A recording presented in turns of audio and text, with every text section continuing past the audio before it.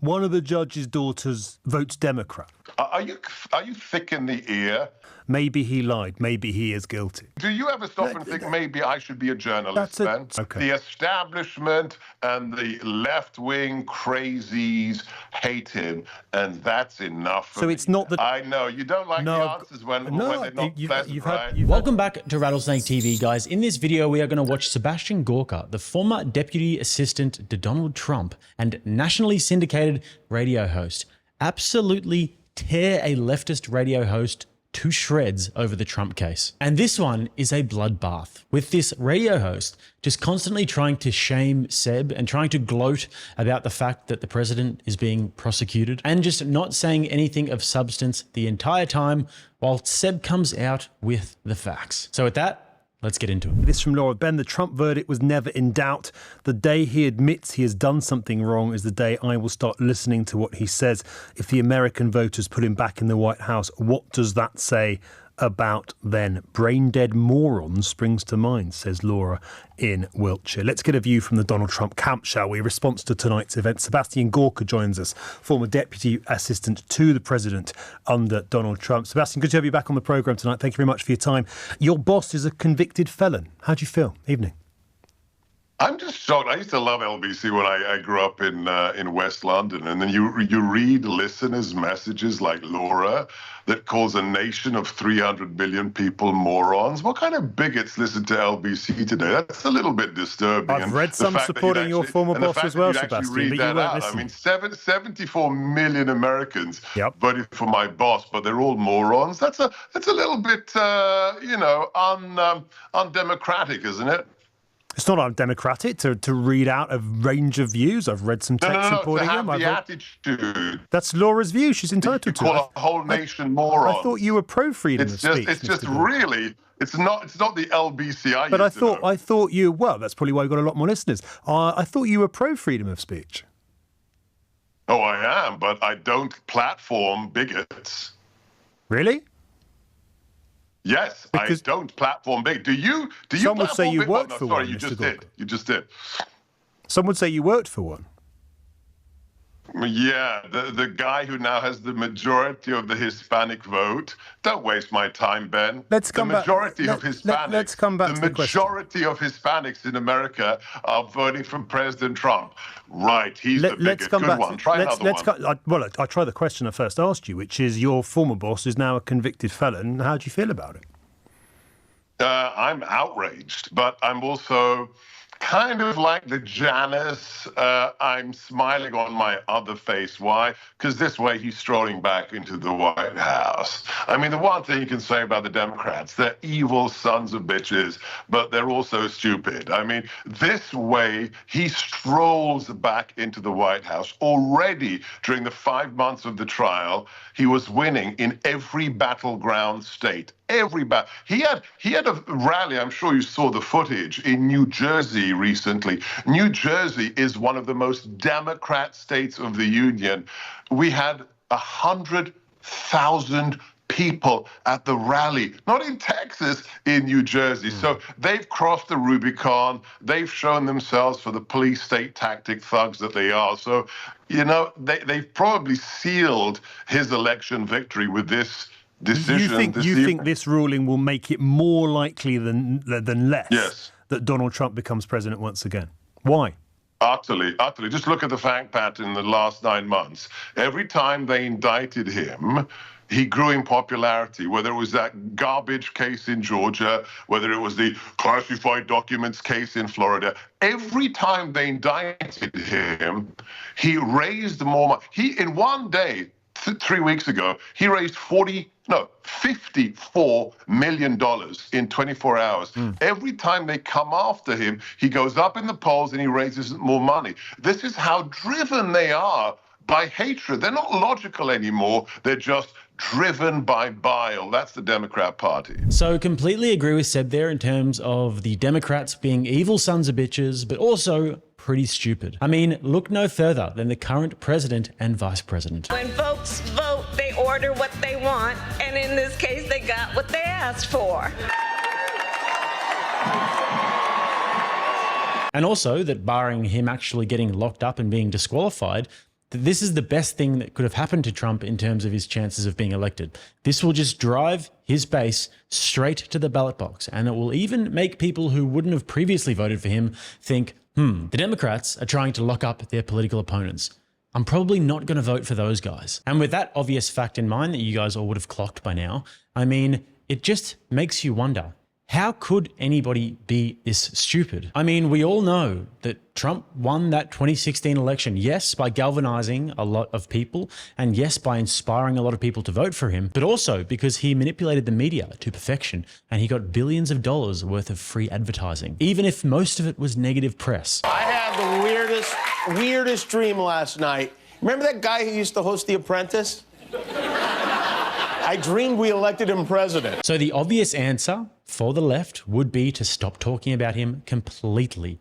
Have a total ban on mentioning his name or talking about anything to do with Donald Trump. And instead, start talking about their favorite candidate, Nikki Haley. But they didn't do that, which makes me think, why is it happening? One option is that some people want Trump to be in office forever. I mean, CNN, for example, would be back in business and probably flying high if Trump was to get back in office because their ratings would go up. And then another option is that they want to make the MAGA base so angry that it ends up blowing up and that something like January 6th happens again, but actually way worse this time. And then the Democrats can turn around and say, see guys, that's why we need to take your rights away. And that's why we need to prosecute all of our ideological opponents. And I'm very interested to read your comments. What do you think is going on? Am I giving them too much credit? Are they just that stupid? Let me know below. So on to the next part now where Seb absolutely slaps this fool around. Oh, wow. What's your evidence, Sebastian, for saying that this is a sham, that this was a political witch hunt? Well, where shall I begin? First, you can read the article on my Substack that published yesterday. I was in the courtroom with President Trump last week. Let's start with a couple of things.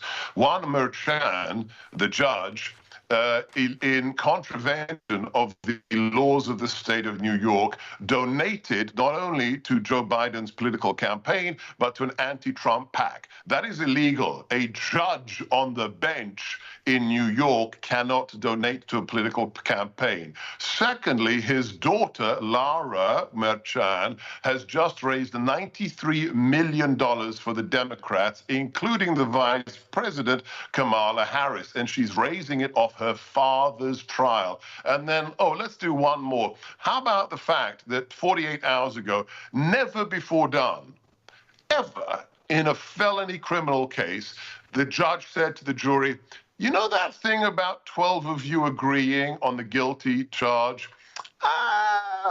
Forget that.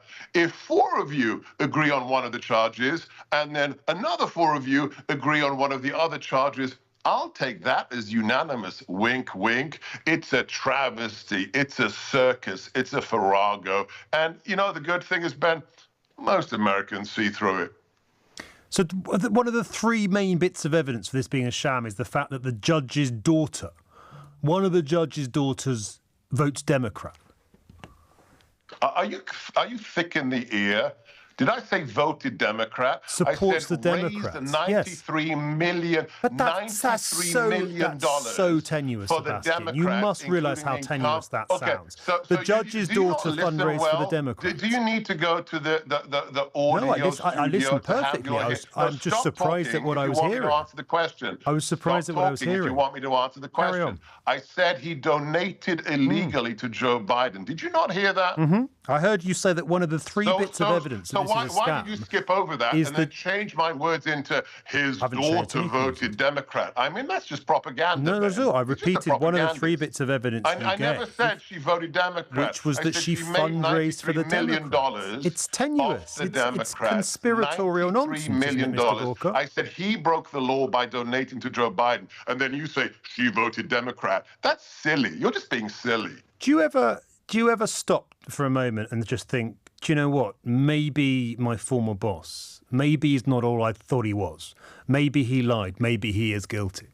Does that? Do you have? Do you ever stop? Do you ever stop and think maybe I should be a journalist? Sebastian, that's a genuine question. Does it ever? Have you weighed this up? It's a stupid question. It's not a stupid I wouldn't question. have been his deputy. I wouldn't have 3.5 million people listening to my radio show every single day. I wouldn't have the positions I have in the White House, in the American I'm just trying to get at whether if I thought, ooh, clutch at my pearls. Come on, man. What I'm trying to get at is whether you trust him implicitly. Guys, just quickly before we get back to the clips, if you're enjoying this video and getting value from it, please don't forget to smash that like button and also subscribe to the channel if you haven't already. Back to the clips. Or whether you believe he has given reason to trust. Absolutely. You trust him, you don't question it.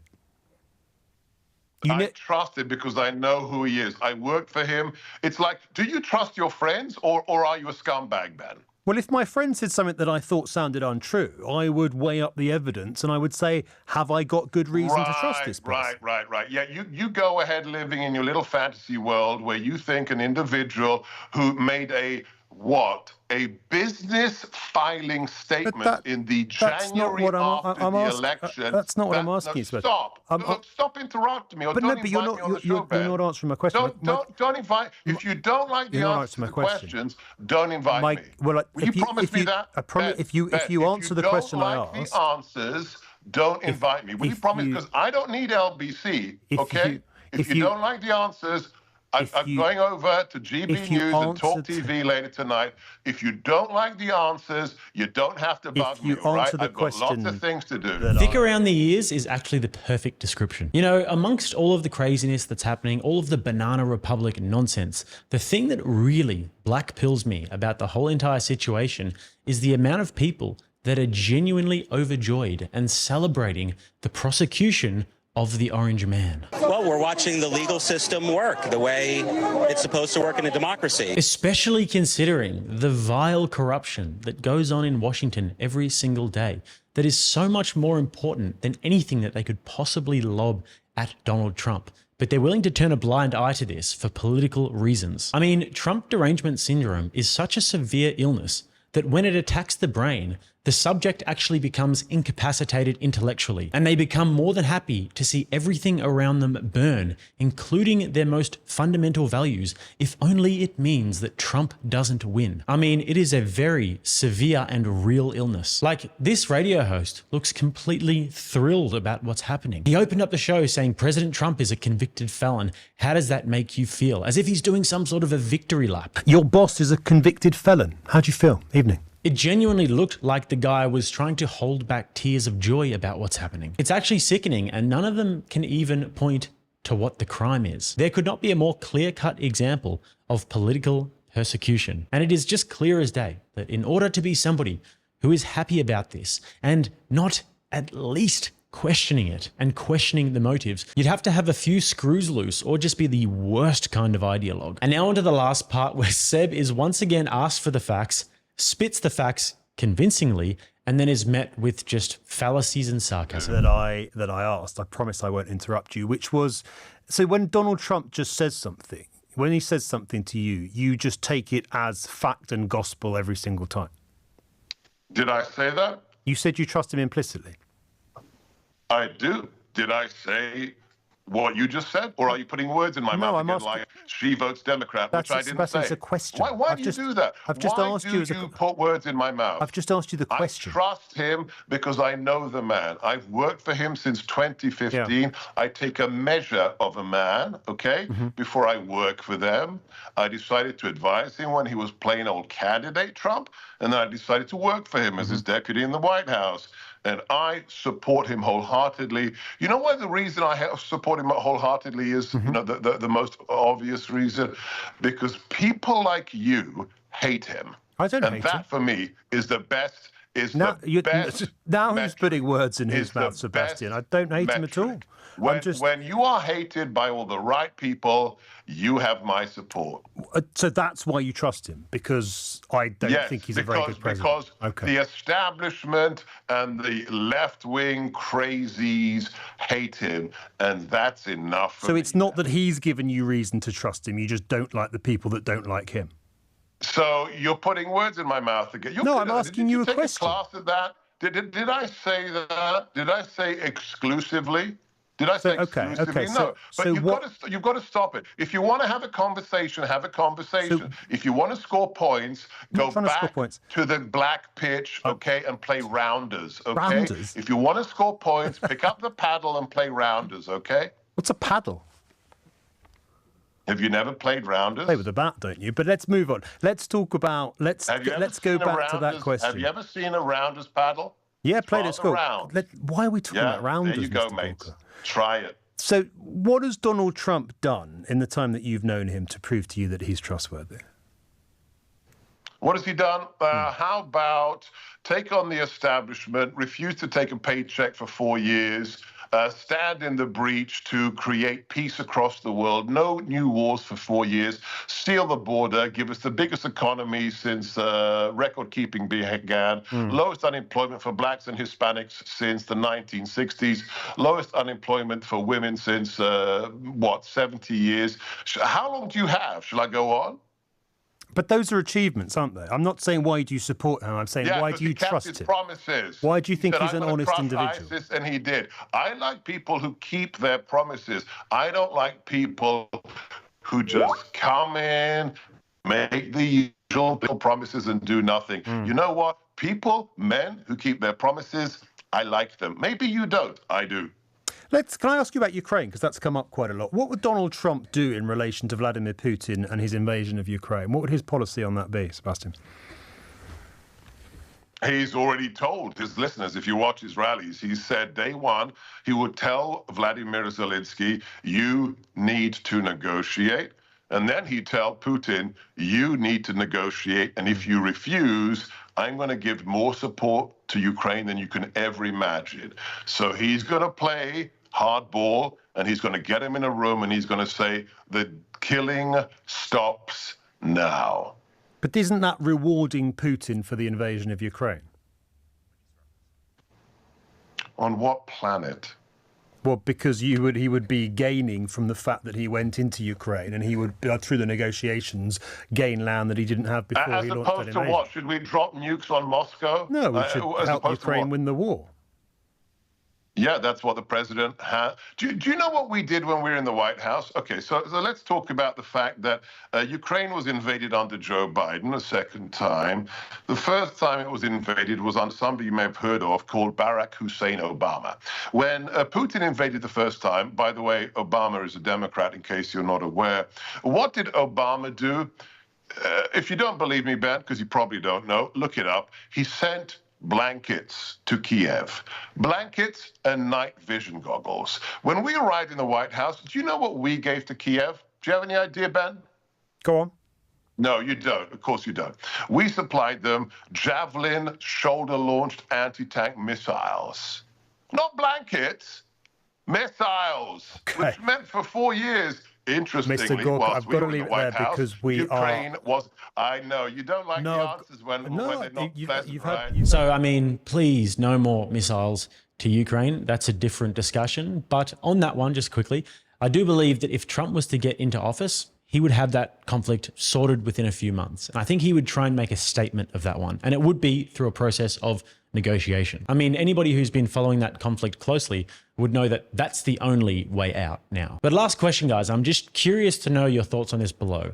Were you taken aback and shocked by this trial verdict? I, for one, wasn't shocked at all. I mean, I completely lost trust in the American system after the 2020 election. I mean, for me, it's just confirmation about the state of things. So, as usual, guys, you can find my links below. If you'd like to subscribe to the channel, you're getting value from it right here. If you'd like to watch another one, right here. Till next time, I'm Jake. This is RattlesnakeTV, keeping you armed and dangerous.